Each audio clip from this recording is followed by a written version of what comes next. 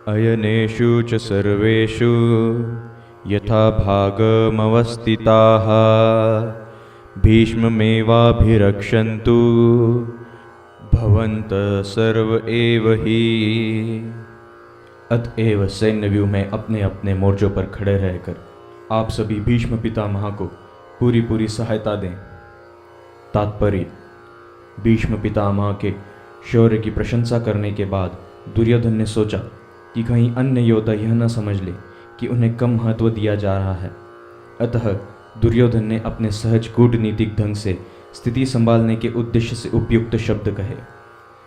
उसने बलपूर्वक कहा कि भीष्मदेव निस्संदेह महानतम योद्धा हैं, किंतु अब वे वृद्ध हो चुके हैं। अतः प्रत्येक सैनिक को चाहिए कि चारों ओर से उनकी सुरक्षा का विशेष ध्यान रखें।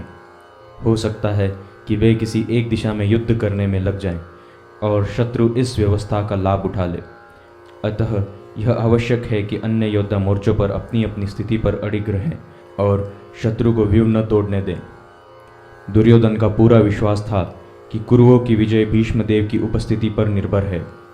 उसे युद्ध में भीष्मदेव तथा द्रोणाचार्य के पूर्ण सहयोग की आशा थी, क्योंकि वह अच्छी तरह जानता था कि इन दोनों ने उस समय एक शब्द भी नहीं कहा था जब अर्जुन की पत्नी द्रौपदी को असहाय व्यवस्था में भरी सभा में नग्न किया जा रहा था और जब उसने उनसे न्याय की भीख मांगी थी, यह जानते हुए भी कि इन दोनों सेनापतियों के मन में पांडवों के लिए स्नेह था।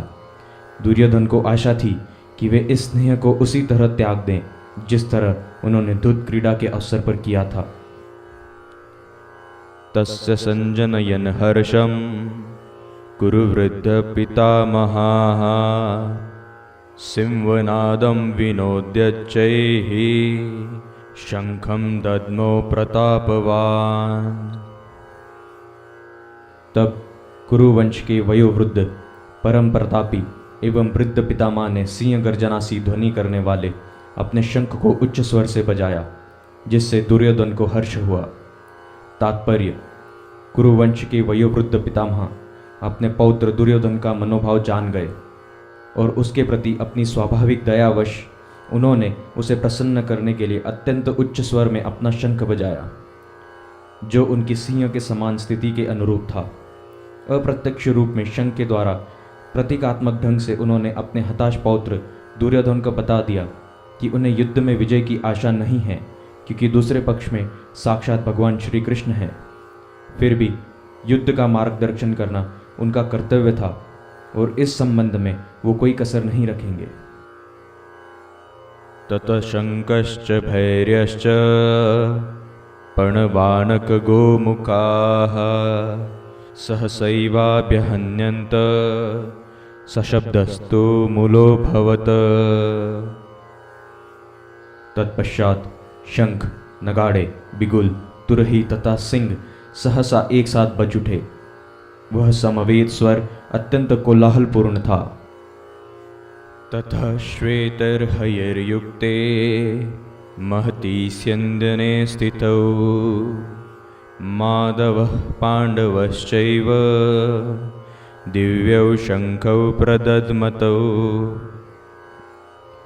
दूसरी ओर श्वेत घोड़ों द्वारा खींचे जाने वाले विशाल रथ पर आसीन कृष्ण तथा अर्जुन ने अपने अपने दिव्य शंख बजाए। तात्पर्य: भीष्म द्वारा बजाए गए शंख की तुलना में कृष्ण तथा अर्जुन के शंखों को दिव्य कहा गया है। दिव्य शंखों के नाद से यह सूचित हो रहा था कि दूसरे पक्ष की विजय की कोई आशा न थी, क्योंकि कृष्ण पांडवों के पक्ष में थे। जय सदा पांडु के पुत्रों जैसों की होती है, क्योंकि भगवान कृष्ण उनके साथ हैं और जहाँ जहाँ भगवान विद्यमान हैं वहीं वहीं लक्ष्मी भी रहती है, क्योंकि वे अपने पति के बिना नहीं रह सकती। अतः जैसा कि विष्णु या भगवान कृष्ण के शंख द्वारा उत्पन्न दिव्य ध्वनि से सूचित हो रहा था, विजय तथा श्री दोनों ही अर्जुन की प्रतीक्षा कर रही थी। इसके अतिरिक्त जिस रथ में दोनों मित्र आसीन थे वह अर्जुन को अग्नि देवता द्वारा प्रदत्त था और इससे सूचित हो रहा था कि तीनों लोकों में जहाँ कहीं भी यह जाएगा वहाँ विजय निश्चित है।